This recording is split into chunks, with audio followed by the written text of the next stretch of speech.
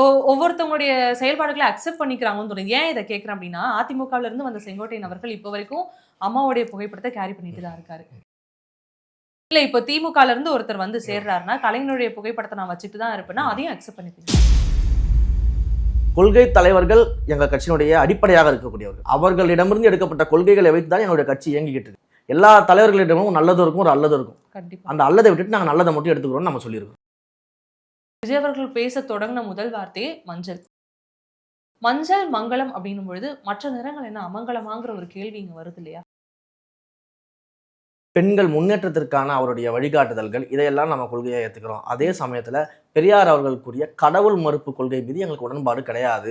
50-50 வருதுல. கடவுள் நம்பிக்கை ஒரு பெரும் இருந்தாலும் மூட நம்பிக்கையா பார்க்கப்படாது. இல்ல, நம்ம இதை மூட நம்பிக்கைன்னு பார்க்க வேண்டிய அவசியம் கிடையாது.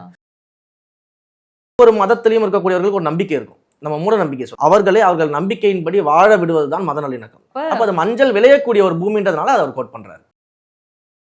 செங்கோட்டையன் அவர்கள் பேசும்பொழுது சொல்லியிருந்தாரு, 500 கோடி ரூபாய் சம்பளத்தை எல்லாம் விட்டுட்டு வந்திருக்காரு அப்படிங்கிறத தொடர்ந்து பதிவு பண்ணும்பொழுது என்ன சும்மா இதையே சொல்றாங்க அப்படிங்கிற ஒரு கோபம் ஒண்ணு வருது.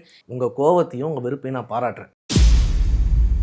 காசு கொடுத்தா ஒரு காரியம் நடக்குன்ற மனநிலைக்கு மக்களே தள்ளப்படக்கூடிய சூழல்ல அப்போ மக்கள் வந்து எதை நம்பி ஏத்துப்பாங்கன்னு நினைக்கிறீங்க? ஏன்னா ஊழலை செஞ்சுக்கிட்டே நாங்க ஊழல் செய்யலாம் மக்களை நம்பி ஏமாத்திட்டு இருக்கிறாங்க.